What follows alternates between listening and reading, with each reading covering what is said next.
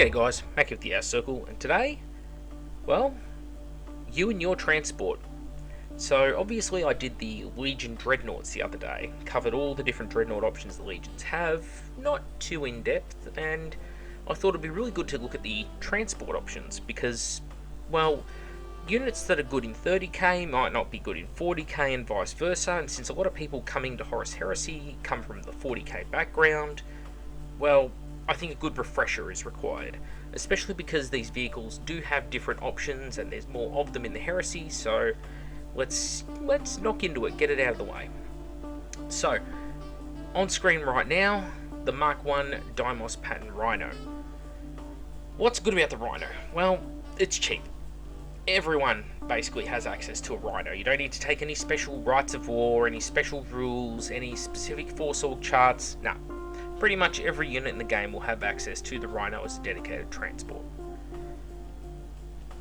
Some legions, like the Blood Angels, can give them decent sort of upgrades, like taking the assault cannon on top of them. Yeah, that's cool, but the problem with the Rhino is the minute you start investing points in it as a vehicle, buying upgrades, the upgrades quickly add up to the cost of the vehicle itself, and in my opinion, they're just not worth it. If you're going to take Rhinos, I just take them with 2 twin-linked combi bolters and just leave it at that. Anything more than that, you're just wasting your points and wasting your time. Keep them to a simple, cheap transport that you can just throw cheap scoring units in and to quickly rush them onto objectives.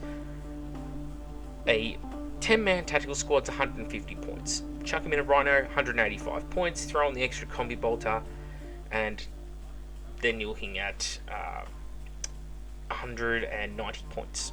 So 190 points, yeah, it's pretty good for a quick 10-man scoring unit. Just rush them onto an objective and the enemy will have to deal with it. In 1,000 points you can make 5 units like that, and then spend the other 1,000 points in your army on the beefcake stuff, the artillery, the terminators, things like that. So they're not a terrible unit if you're using them in that way. You can also do things like take a whole bunch of Rhinos, turn them side onto the enemy and use them to make a line of sight blocking wall for your other vehicles. That's a common tactic. There's a lot you can do with the humble Rhino, but the Rhino itself it's a tool. It's not something like a Land Raider where you can throw it into the thick of the action. They're cheap and they're meant to die, and they will die. So don't treat it like they're some invulnerable vehicle and go trying to put like armored ceramite and all these upgrades on it. You're wasting your time. Alright, so I just mentioned it, let's look at it. The Land Raider. You have a few different flavours of Land Raider in the Legions. I'll sort of cover both of them at once, the main types. The Mark II-B Land Raider and the Armoured Proteus. So, advantages and disadvantages. Well, Proteus, cheaper for a start, but doesn't have the frontal assault ramp, which means you can't charge out of the vehicle. Big downside to it. But being able to take an Explorator Augury Array, I think that's how you say it, Explorator Augury Web perhaps, that is a massive upgrade because you can delay enemy reserves. If you're someone like the Alpha Legion, you take that on your vehicle, combine it with Alfarius, you can potentially have your enemies only bringing reserves on a roll of a 6. So it has some great synergy there.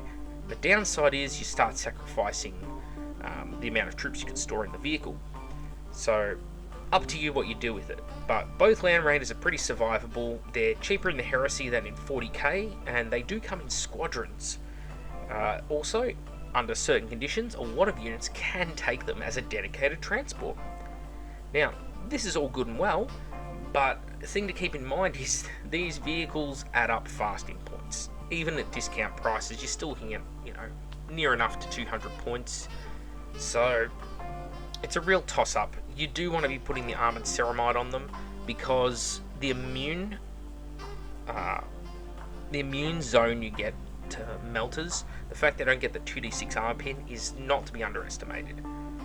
But it doesn't mean that all armor bane is ignored. It's just melters. For some reason, melter bombs can go through, but melter guns can't. Work that one out.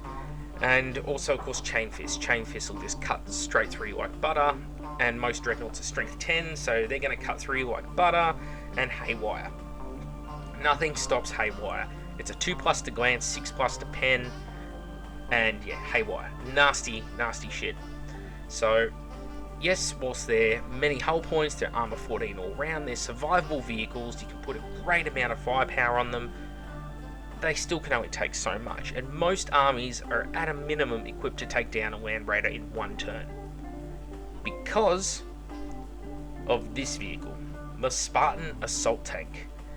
This thing has become a staple of most armies because it has a 25 model transport capacity, which means 12 Terminators. Now, since most Terminators come in squads of 10, well, those last few slots is either a Primarch or a Primarch and a HQ choice.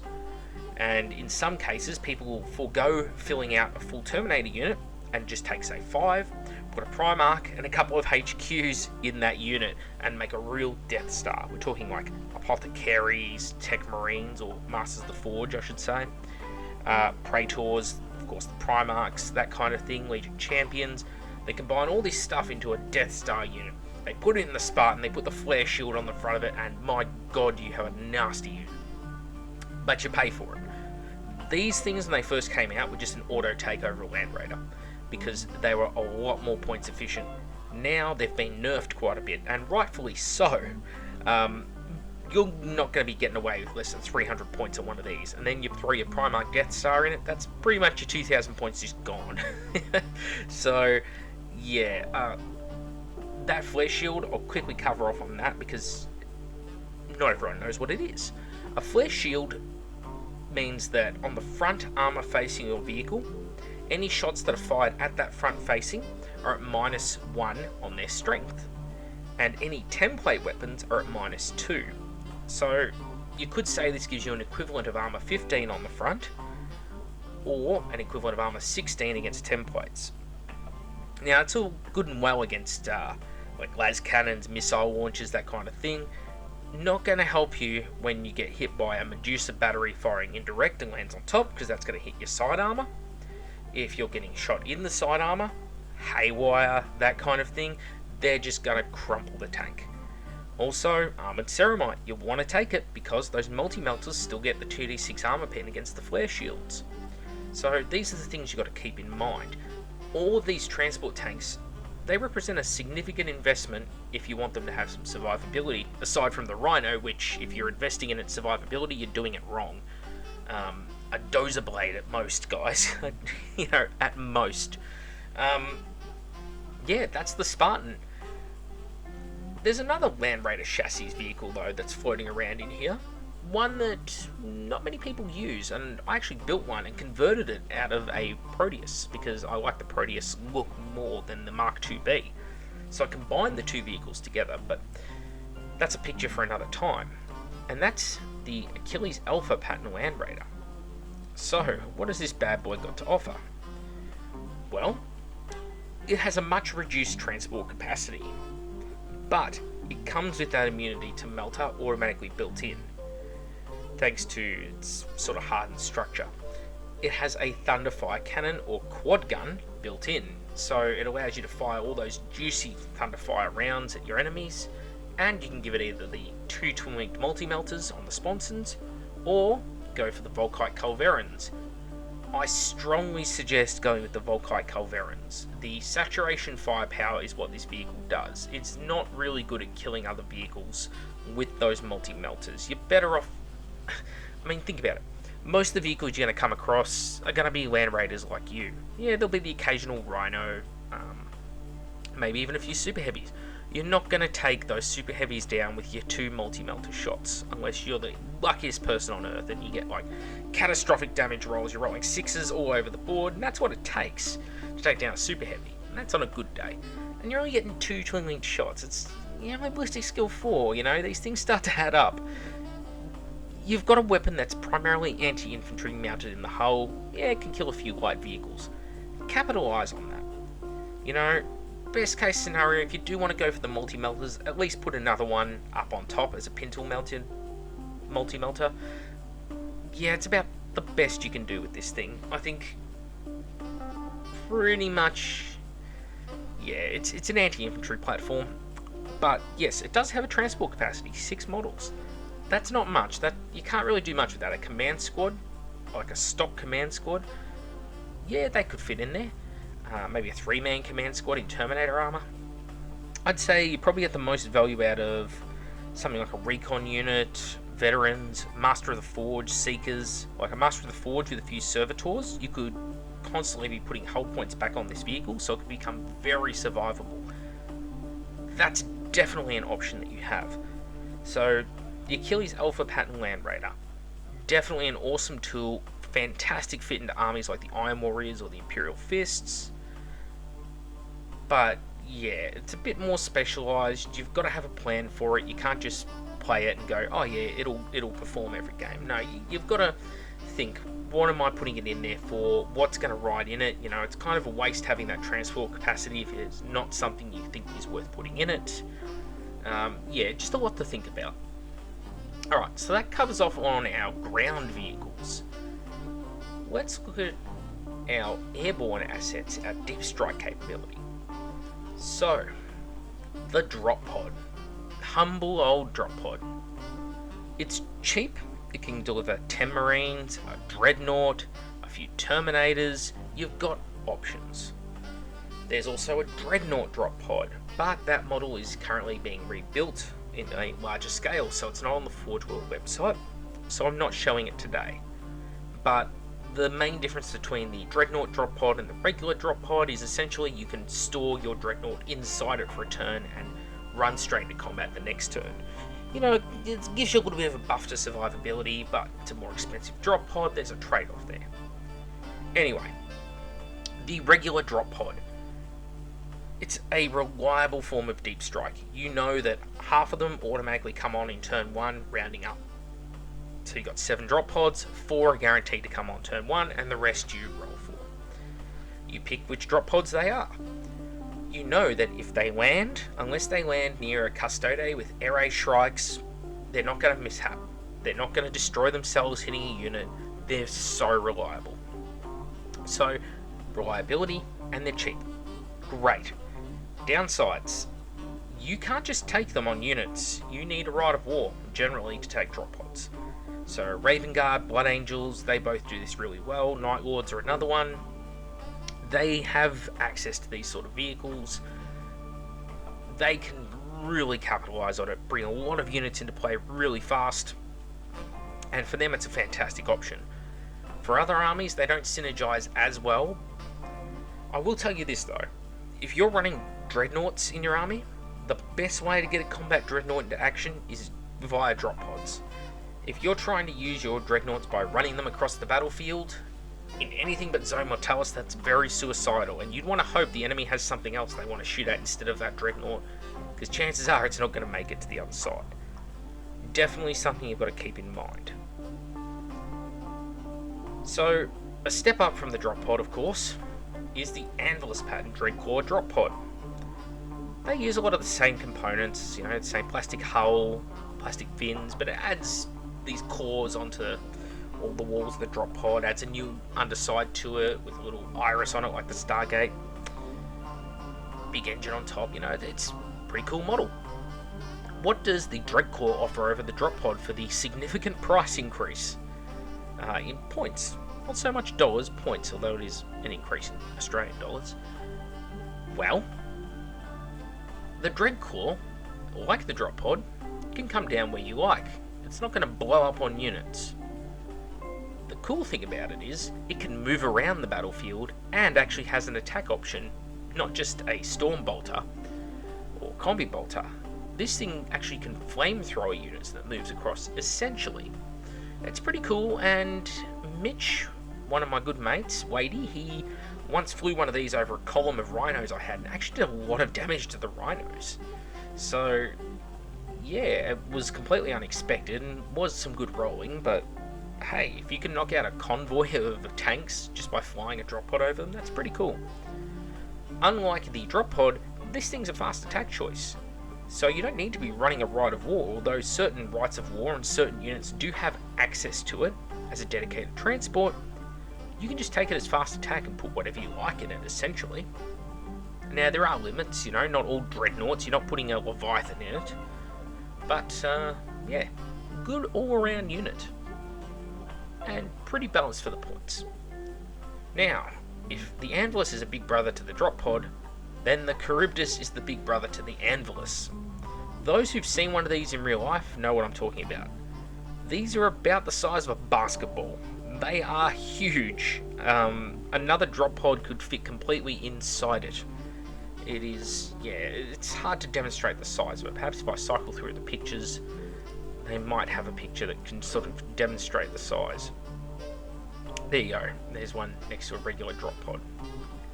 And even then, it doesn't look like it's in correct profile. They're big. Really big. So, yeah. Anyway, Charybdis. This is essentially the Spartan meets a drop pod. High transport capacity, lots of hull points, pretty good armor. It has a battery of different missile attacks it can perform, it can swoop over units, it has all the rules basically the Anvilus does and then some. The downside, a lot of points. And also it takes up a 4-org slot. It is not a dedicated transport for anyone to my knowledge. Very good unit though. Very underutilized because it's a big model, an expensive model, a bit fiddly to put together, hard to transport. It's not a friendly gaming model in that aspect. It's not a hobbyist model really. Looks great on the display shelf, I guess. Performs well in game. It's just, it's a real shame. And you often find that with a lot of the bigger Forge World models, they become too cumbersome due to the weight of the resin. Great example is like the Stormbirds and the Thunderhawks. Very few people even play those. They usually just put the base of them on the table and move the base around rather than move the unit. It's because it's just too cumbersome. It's a nightmare. It's a shame, but it is what it is. Anyway, the Charybdis, excellent unit, can't fault it. It's just not friendly to move around the board, and it's a lot of points. Alright, the next one up from there, the Storm Eagle. I love Storm Eagles, especially in the Raven Guard. The Raven Guard even have their own variant, the Darkwing. It needs to be FAQ'd because it's craptacular. It's no other way of putting it. It's a worse Storm Eagle because it costs a lot more points and the weapon options are worse. It's crap. Anyway, regular Storm Eagle. Multi-melters on the front, las cannons on the wings. Basically whirlwind missile launchers on top. Your strength 5, AP 4, 2 shots. Pretty good. High transport capacity, can take armored ceramite, it's armor 12, it's flying. It's hard to kill. Just like Steven Seagal, it's hard to kill. I love my Storm Eagles. I ran 2 in my Raven Guard, and I found the trick with Storm Eagles is that, unlike the Charybdis, Anvilus, that kind of thing, they can move around, they can do some damage. Well, when this thing drops off the unit inside, these really go into overdrive, because they will fuck things up. My favourite tactic, personally, is to run 2 Storm Eagles from the corners of the board, crossing across each other in the middle, and I fire multi-melter and las cannons into things like Terminators, vehicles, my high priority targets, especially my Raven Guard, where I didn't have a lot of armor. I didn't have a lot of ways of dealing with things that had 2+ armor saves. Things like jet bikes, for example, really tough units, hard to wound. That's where this thing comes in. You fly on, you fire your 3 shots from your las cannons and your multi-melter, all twin linked. You fuck up the unit with those, and then you go, hey, power of the machine spirit, and you fire those missile launchers, that big strength 5 template, into something squishy off to the side, like a tactical squad grouped up on an objective, some Solar Auxilia who get no armor save from it, Imperial Militia who generally will get no armor save from it. It's fantastic. The downside, you're paying like 350 points for it, so it's a bit of give in it. However, it is a pretty friendly model to move around the table. It's not too cumbersome. Those who've put them together will not have nice things to say about them. The center half of and the top sort of plates of the vehicle is from the 40k plastic Storm Raven, and then everything else just about is resin. And the lower halves of the wings are plastic, but like the engines, the top parts of the wings, the missile launchers, the whole back half of the vehicle, yeah, it's all resin. The sides, very warped, the ones I got from Forge World. I don't know what the recast ones are like, because I haven't put one together, but someone out there will know. It's a bitch of a unit. I used a lot of 2-part epoxy resin to join mine because I found super glue just wasn't up to the task. You got very thin surfaces. It's not a nice kit to build, basically. Yeah, other than that, great unit, fantastic unit, performs well in game, can't fault it if you're looking for a flyer, and you know, it's anti-air. That's the other thing about it. This is a unit that will comfortably kill other flyers. Now, does that mean it's also immune to aircraft? No. Most of the vehicles here today, flyers are their nemesis. Things like the Xiphon can hurt them greatly, because they'll get their side armor, but Kraken penetrator armed aircraft are going to be a nightmare for you. They'll come on into the flank, 2d6 armor pen, missiles, it's just, it's brutal. So yeah, something to think about. Also, with the Anvilus, Charybdis, Drop Pod, Storm Eagle, because they all come from reserves, they're all prone to taking damage from interceptor units. So Skyfire interceptor units like Derrideos, yeah, can be pretty nasty.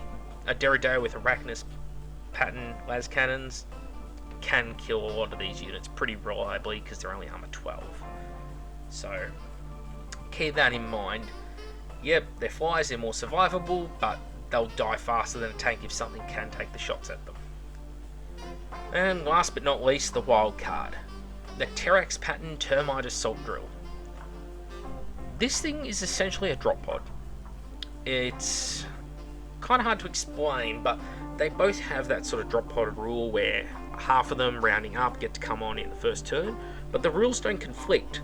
So if you had 3 of these and 3 drop pods, well, 4 of those would come on in turn 1, and then the 2 remaining, the 1 of each, would be left in reserve. So you can stack your reserve rolls, or stack the amount of reserves you bring on turn 1 using this, which is nasty in and of itself. Another thing that it does is it can actually really damage units when it arrives, because it comes up from underground, and it can do like a strength 10 hit on vehicles, and it's a bit stupid in that regard. Probably a bit too much damage, considering, like, you know, you drive into a 200-ton super heavy tank, and for some reason you're doing a heap of damage to it. Whatever. This thing deserves to damage the Mastodon more than the Mastodon damages it, I guess. Maybe drive a bunch of these into the feet of a Warlord Titan for a laugh. You can upgrade it with like heavy flamers or assault cannons if you Blood Angels, that kind of thing. It's ballistic skill 4, you know. But it's armor 10 on the back, 12 on the sides, 12 on the front, so it's not super survivable. It only has the 2 points that you can hop out of on each side. It's not an assault vehicle. It can't take bulky units. What's it got going for it? Apart from that awesome sort of damaging deep strike arrival thing that it does from underground. Well, this thing has a 12 model transport capacity. I would say deliberately so. I think that as part of the gimmick of trying to sell these things, they went, what's something that's going to make a lot of people happy? 12 person transport. Why is 12 an important number? Well, something that's always haunted rhinos, land raiders, that kind of thing. You take a 10-man unit in them, because a lot of units are 10-man minimums, and you can't attach anything to them. It's a pain in the ass, everyone hates it. Some, like the Soul Auxilia, the Imperial Militia, they suffer even more from this, because like the Imperial Militia, they want to take veterans in their Aurochs transports, for example, can't fit them in with special weapons, which they want to take the veterans for the special weapons. So it's yeah, we'll cover that in a later episode. Now, the Terrax pattern Termite Assault Drill, yeah, you can put your characters in your 10-man units. That's the selling point. So that's what it has over the drop pod, 12 model transport capacity. But, as I say, can't take bulky. That means no Terminators. Can't take a Dreadnought. So there are things that the normal drop pod does that this can't. So its niche is, can take the characters. So anyway, that's it. That rounds out our different vehicles. That's Rhinos, different types of Land Raiders, including the Achilles pattern with that big Thunderfire cannon, a Spartan assault tank drop pod, the Anvilus pattern Dreadcore, the Charybdis assault claw, the Storm Eagle, and the Terrax. All viable options, all fulfilling very different roles. Now, in future episodes, there will be Mechanicum vehicles. Have to look at them, have to go through them. There will be Solar Auxiliary and Militia. I'll probably roll those into one episode because they're all the same bloody vehicles except for the Gorgon, which is actually going to be a super heavy that comes into this section, which is a bit funny. Now, again, super heavies, I don't like discussing them too much because they're a wild card, often wildly unbalanced, often how they perform is dictated by the armies they're put in, and some are just clearly superior to others. Like, no one wants to take a Cerberus over a Typhon. You know, there's better units than the Cerberus out there. The Venator does a better job. 2 Venators. I mean, come on. Veldor, another good one. So, yeah, it's one of those funny things, but yeah, Custodes and the Sisters of Silence, I'm not going to do them. The Red October, it's great. It's been covered before. Same with the Custodes transports. Yeah, you know how broken they are. You're talking 2 vehicles. I'm not going to do a video on 2 vehicles. It's just not worth it. People can look at the Getting Started in the Custodes or Getting Started Sisters of Silence to find out about those. Anyway, I've waffled on enough. Hopefully this has been a good introductory guide to the Legion transport vehicles. Know your transports. I'm Mac with the Outer Circle. Thank you all for watching, and I'll see you all next time.